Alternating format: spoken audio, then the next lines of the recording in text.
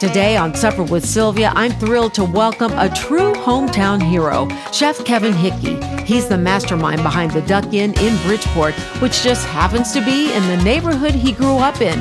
I love this part. His restaurant is literally down the street from his childhood home. Kevin spent years cooking at the Four Seasons and has picked up plenty of awards along the way. But what's really cool is how he's brought all of this experience back to his roots. The Duck Inn isn't just an incredible place for food, it's become a real neighborhood spot. If you haven't been, you've got to check it out. The rotisserie duck is legendary. The pizza nights, super fun. Hawaiian nights are such a kick with the roast pig. And don't even get me started on that back patio. It is one of the best spots in the city to hang out with one of their creative cocktails and some great food. I can't wait to dive into Kevin's story, his food, and what it means to come home and build something special.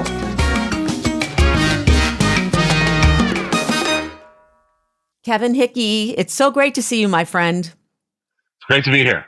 Just to give a little history, so Kevin came from fine dining. I mean, you worked for the Four Seasons. That's where we first officially met for decades. And I remember when you left the Four Seasons and, people were wondering, what comes next? And eventually the Duck Inn opens. That was 2014, which is the 10-year anniversary now. And I remember going out there for the first time and thinking to myself, wow, I've never been to this part of Chicago before. So it's in Bridgeport, which is your home.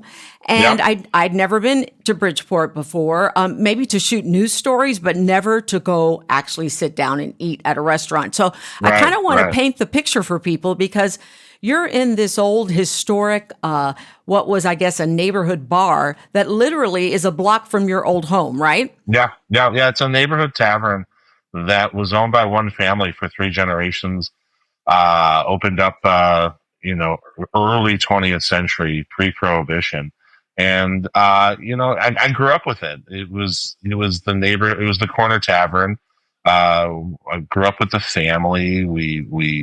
The owner of the bar was our precinct captain and our little league, he ran our whole little league. My dad hung out there with all of his friends. They had bowling teams at the local bowling alley. We still have the bowling trophies from those teams in the bar that we found down in the basement. So Wow. it was the kind of neighborhood tavern that there are very few of left in Chicago, and it just seemed like a great spot to open a place, and it was affordable, and I could do it, a lot of it on my own, and all the stars aligned on that. Yeah. I have to say though, were you a little nervous about this because you truly are in an area that isn't considered like a restaurant scene. Yeah, it's a neighborhood, but unless you're in that neighborhood, are you going to go out there? So that had to be a little nerve-wracking. What finally made you decide I'm going to do it? Well, it was desperation, to be honest with you. Yeah, I really, really wanted to open a restaurant. I really wanted to do my own thing. It was like, it's do or die. Now's the time. I really wanted to do it downtown. It was not the vision that I would be, some pioneer in the neighborhood I grew up on. It just all kind of fell together that I couldn't make it work downtown. I couldn't get people to back me. I was an unproven restaurant entity. I was a successful chef or hotel chef, that kind of thing, but not in the restaurant world. So after losing amazing locations that are now iconic restaurants, I finally just decided to buy that, because then I could own the building and own the real estate, and it was reasonably priced, and the bones of the place were good, so I knew that it wouldn't cost $1 million to turn it into the kind of restaurant I wanted to turn it into. So it really was chance more than design. But what I love about it is I love the history. I love the connection. I mean, you're a Bridgeport guy. You're a South Sider. Yeah. Like I said, you grew up down the street, and the restaurant has this amazing history. You were talking about Prohibition. And so you opened the Duck Inn, and the first year, wow, you got all these accolades. It was crazy. And people were saying, have you been to Bridgeport to try the Duck Inn? But then as time goes on, it really kind of becomes that neighborhood place as well that you really wanted it to be. Tell me some of the stories about the people who have come back that have kind of that long-term attachment to you and your family. Oh, well, I mean, our family's been in this neighborhood for uh, 6 generations or so. So, there's so much connection, so much history. There's history between the ownership of the building and our family going back to 100 years, selling each other land and so forth. And it's almost a nightly thing when I'm there that somebody comes up and they grew up in the neighborhood, or they parents grew up in the neighborhood, or something. It does make it a special place, and Yeah. we've seen the neighborhood evolve too, which Hmm. has really driven our business. I mean, we when the first few years that we were open, the majority of our clientele was not coming from the neighborhood. Hmm. They were coming from all parts of the city, and I had built a reputation in the city, so that was helpful in drawing people down to the area. And again, like the evolution of technology and rideshare and GPS and all these things just made it so location has changed. Hmm. With restaurants, it used to be your location was everything, and I think your location is still important in many ways, but uh, the technology has allowed you to open in places that you wouldn't have in the past because you're still accessible.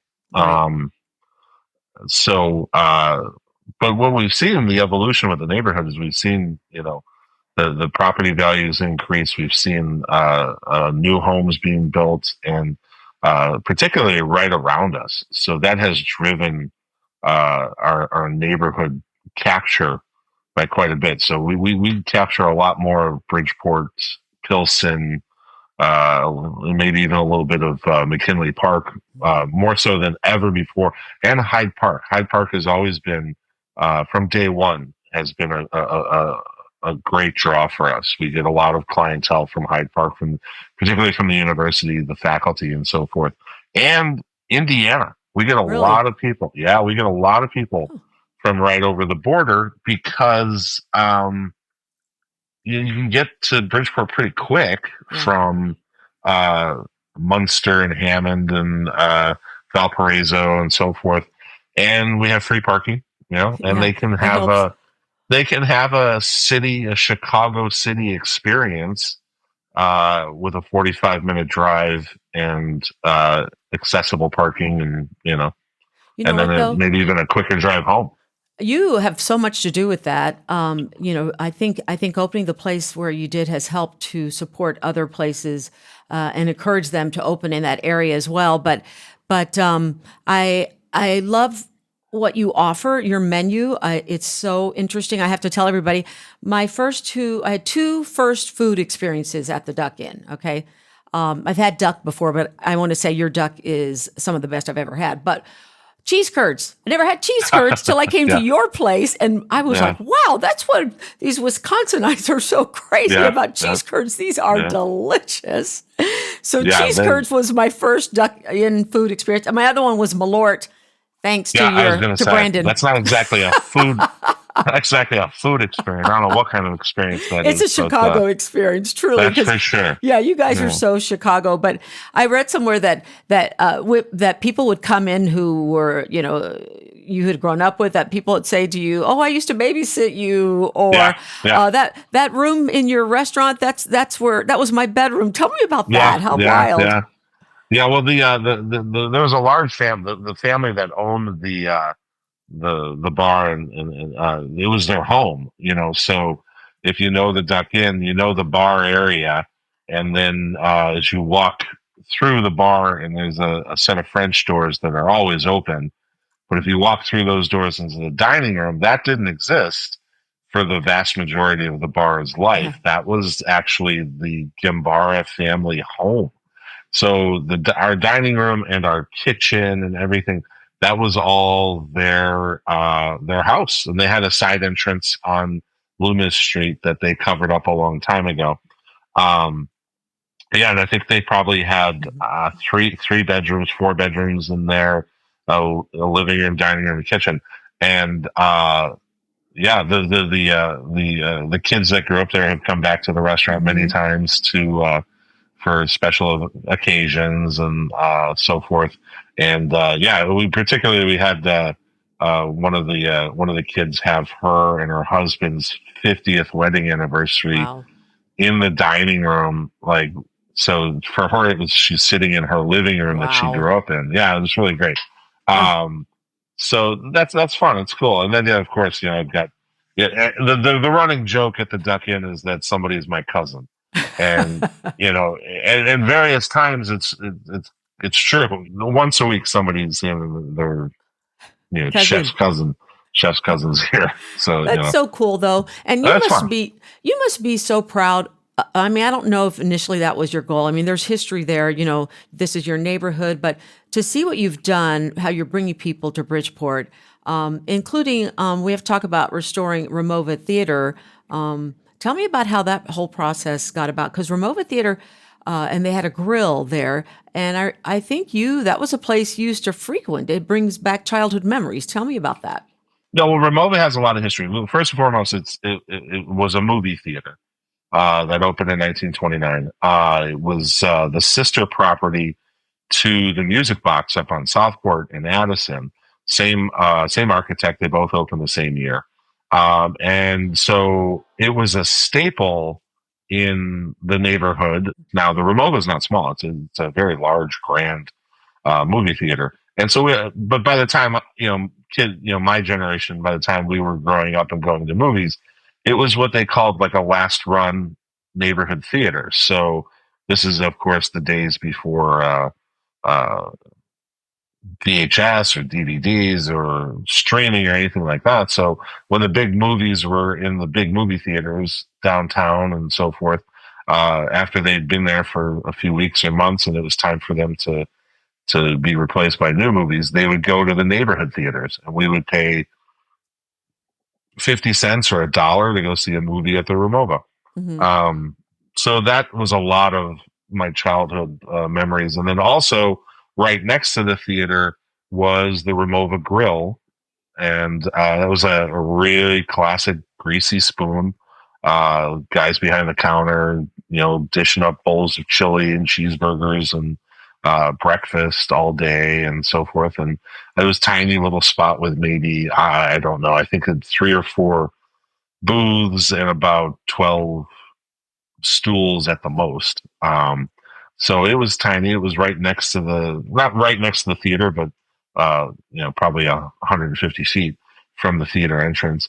And so spent a lot of time there. You go there before or after a movie, and then upstairs above the Ramova Grill was a space that was at various times either a boxing ring or a karate dojo. So I spent a lot of my youth up there in my karate classes. So, between the movies and the grill and the karate, I was in that building, for the majority of my childhood growing up in Bridgeport. So it's and I'm not the only one who has all of those experiences with the building and so forth. So it was literally right after the Duck Inn opened, probably within a couple of months. A guy from the city whose brother I'd gone to high school with was in the Duck Inn, and he's like, "Oh, you guys should take over the Ramova." And I hadn't given it a whole lot of thought. I hadn't been living back in Bridgeport for terribly long, and the Ramova had been closed and abandoned for since 1986, and the Ramova Grill closed, and I think 2012. So that was a long run. They were open Hmm. for a very very long time, 1929 to 2012. Um, so I remember going and looking at it with the partners that I had at the time, and being just astonished at the amount of damage that had happened to it over the last 20, 30 years, the holes in the roof, and the city had taken it over and kind of cleaned it up a bit and sealed it up, but it was rough. There was there were trees growing in the corners and like almost like a stream running through the middle of the building, um, and layers of dirt and debris and so forth. And we looked at it and just thought, oh man, the only way we're going to do this if we got some celebrity partner to put in, millions of dollars or something, and then promptly kind of forgot about it for the next several years, and then a friend approached me and said they had a friend who was interested in opening a live, a performance venue with a brewery and a restaurant and all that kind of stuff. Do I know of anything? I said, well, there's the Ramova. Yeah, they could take a look at that. And so this gentleman, Tyler Nevis, he came back to Chicago from Chicago area, he and his wife, but was living in Brooklyn, working for a company there. And they came to look at it, and they met with the alderman. And long story short, they shepherded it through a massive, just a massive undertaking project that eventually, through help with the city and TIF and local investors and some celebrity partners, made it through COVID, which was miraculous. Yeah. And we opened. It's been a year and a few months. We opened like right at the end of 2023. I love that. So, And you're doing the grill, and you've got some fun foods on the menu. Yeah, we're overseeing the food and beverage, and that's a big undertaking there. There's multiple bars, and it's a performance venue that holds upwards of 1,800 people. So there's bars in there, and then we have the restaurant, and there's a brewery, and some catered events and so forth. So yeah, a lot going on. And we'll be right back. Hey foodie friends, I wanted to let you know I was at the Grant Park Music Festival on Wednesday night. It's one of my favorite summertime shy activities to do, sitting outside on a beautiful summer night with the city lights shining from the high-rise buildings and listening to the Chicago Symphony Orchestra. I was working late that night, so I didn't have time to put together my own charcuterie board, and I remembered, oh yeah, I was at an event and Mariano's puts these boards together, so I called ahead, ordered my special board. It had all the cheeses, the nuts, the meats, and the jams, and I have to tell you, the presentation was stunning. Go to my Supper with Sylvia Instagram page to see the pictures. Moving forward, this is going to be my go-to. So this is something I wanted to share with you that you can also take advantage of. And thanks again to Mariano's for being my official sponsor for the Supper with Sylvia podcast. I know you mentioned some celebrities. You do have some big names. I think Jennifer Hudson has been a contributor, right? Yeah, Jennifer Hudson's involved. Chance the Rapper. The late Quincy Jones, and now his family. So yeah, there's a lot of involvement, a lot of community involvement. All three of those people are Chicago natives. Quincy left Chicago at a young age, probably 12 or so. But Jennifer and Chance are South Side ride or die. Wow. That's so great. When I think of the South Side, I think of the White Sox. I think of the Daily Family. Sure. The Duck Inn is now the thing that comes to mind. Those are the really, for me, Southsiders. And wow, the fact that you get to kind of help to, and I know you're modest about this, and you have a lot of people who are helping as well. But the fact that you get to help rebuild this neighborhood that you grew up in, and it's just amazing. That must make you feel so good inside.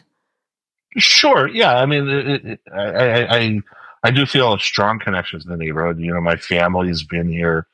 I don't know. I think since the 19th century, late 19th century, and owned businesses and been a real strong part of the community for well over 100 years. So it just felt, I don't know, what's the word, fate or destiny huh? or I guess to a certain extent. Sure. Yeah. So cool. And the neighborhood was different. And when I came back, and particularly our little area over here on the river it wasn't great. It was, there was some gang activity and some stuff going on around here that we didn't like, and it took us a few years to to turn that around with the help from law enforcement and our elected officials down here, and we got it going. And then I think a big catalyst for this part of Bridgeport was not just the Duck Inn, but the boathouse, the riverfront park that the city put in right down the street from the Duck Inn. And so we have a beautiful Genie Gang designed park right there with that's a kind of a headquarters for crewing. So we've got several schools that crew: UIC, University of Chicago, St. Ignatius, and also an inner city nonprofit that teaches kids about crewing, and a couple of different clubs like the Recovery on Water, and I think the Lincoln Park Rowing Club works with us too.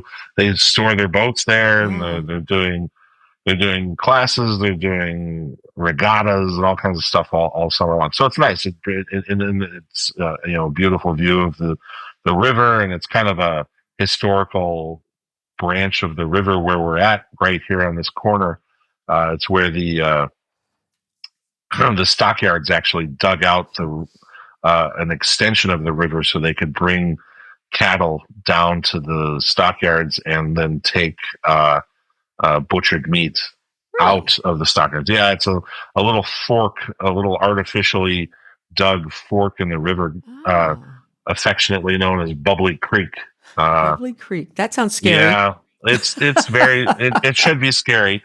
It's in Upton Sinclair's book, The Jungle. Oh, okay. Yes. Where he talks about the horrible stockyards and meatpacking and slaughterhouses of Chicago. That all took place right around the corner. Wow. Okay. It's called Bubbly Creek because they threw so much debris into the river back then because there weren't regulations and so forth. And the river doesn't naturally flow right there. So everything kind of is stagnant. And there's the legend was that you could walk across the river back in the day, and it was bubbling because of all the gases being released from the carcasses that they were throwing in the river. So. Chicago's river has a horrible reputation. It has improved tremendously, right? It is. It has. No. Well, I mean, they're out there rowing on it every day. So it's not, and that boathouse, not toxic or anything like that. And that boathouse you mentioned is beautiful. I love Jeannie Gang. No, it's gorgeous. She did a beautiful job. Female architect and has also the architect behind one of my favorite new high-rises in Chicago, and that's the St. Regis Tower. It's just stunning. The boathouse by you is so pretty, which brings me to this. And I know you know what I'm going to talk about. I talk about it every year when I see you, and that is one of my favorite summer memories is hopping on an electric boat in downtown, on the Riverwalk in downtown Chicago, taking that boat to the South Branch of the Chicago River, passing Chinatown, and then all of a sudden it pulls up right by that boathouse. And, we were served wine and charcuterie, and then we get off the boat and we walk over to the Duck Inn and have this amazing dinner in your patio. And you've done a lot of really fun events that have brought people there. That's just one of them, but you have like Hawaiian night, you've got pizza night, you've got the pig roast. Yep. I mean, that's all part of it, right? Yeah, well, we've always wanted to have fun with different things, and the backyard gives us so many options to do fun and interesting things. I always wanted to do pig roasts back there, so we do tropical pig roasts all summer long. I love pizza. I'm obsessed with pizza. Early on, our first year, this fantastic company called Chicago Brick Oven Pizza. They're just called Chicago Brick Oven. Okay. And they gave us a pizza oven 11 years ago. Wow. And it has sat outside on our patio in the winter and summer, and it's been snowed on, and it's gone through snowmageddon and polar vortexes and 110-degree heat. And it's as good as the day we got it over 10 years ago. So as soon as the weather turns, we start doing pizza nights on Wednesdays. And that's been a solid 10 years, really, really popular. And we all really enjoy doing it. And and then the river cruises. We always wanted. We're right on the river. We always thought it'd be so fun to do something like that. And it's very challenging to do the Yeah. river cruises because the boat situation is tough. There's an iconic, beautiful bridge Yes. not far from us that is a train bridge, and it's I don't want to embarrass myself by calling it the wrong thing. It's not a suspension bridge, but it's one of those bridges that goes up and down Mm-hmm. because of how low it is, because it's street level, because of course it's taking trains, takes commuter train across it, and that it's so low to the river that it has to be raised for boats to go under it. Mm-hmm. So that's been one of the challenges for us doing our river cruises. We've done them several times for a few years and stuff, but it's always tough to find the right Yeah. boats. Those little electric boats can go right under them. But the problem is the boats only carry 10 to 12 people. So you want to do a really nice event and have a bunch of people come down the river and, as you said, drink champagne and eat charcuterie Yeah. and get off the boat. And we meet you at the boat Oh, with so cocktails. And then we come down and have a lovely dinner and then get back on the boats and have cognac and cigars and brandy and it's fun. port and dessert. Um, to do that with the electric boats, we had to get 5 boats, and we had to get 5 captains to drive the boats, and it was logistically very challenging. Then we got a bigger boat, and then the challenge with the bigger boat was now we have to wait for the train for the bridge to be raised each time, twice. You have to, and that can delay the whole experience by 30 minutes to an hour, and those boats are hourly. So a lot of logistical stuff that's not I didn't think about that. Sexy or fun or interesting to hear about, but it makes it challenging for us to do it. And we really want to do it because it's so fun and everybody loves it, and it's such a cool event. Mm-hmm. But we'll figure it out. We'll figure it out. I'm always surprised when I've told people that I've done this. They're shocked that I can take a boat from the river walk all the way to you. They're like, "How can you possibly do that?" Oh yeah, yeah. A lot of people in Chicago don't know that that's even a possibility. Yeah. The river taxis come all the way down to Chinatown to Pington Park. Right. So that's super easy. And then the electric ones, obviously, you can take as far as you want. It takes a good, in the electric boat, it takes a good 50 minutes to get from, like, say, City Winery to Duck Inn. So it takes a minute. Those don't go very fast. No, but the dream was always the plan, the city plan, and I think it's an eventual fulfillment of the plan is that you should be able to walk from downtown to the Eleanor Boathouse in Bridgeport along the river walk. But it'll get there. Yeah, it's taking time. I was going to say, if it's 50 minutes, 50, it is the most pleasant 50 minutes of your life. Oh, it's so serene, and it's early evening. You head out there. There's nothing like it, I have to say. So, what have you got going on? What's the future hold for you? Oh, all kinds of projects that hopefully will take roots. We'd love to do another restaurant similar to the Duck Inn in a different neighborhood. People have been begging us for 10 years to open something, put a Duck Inn on the north side. So we'd love to do that someday. Our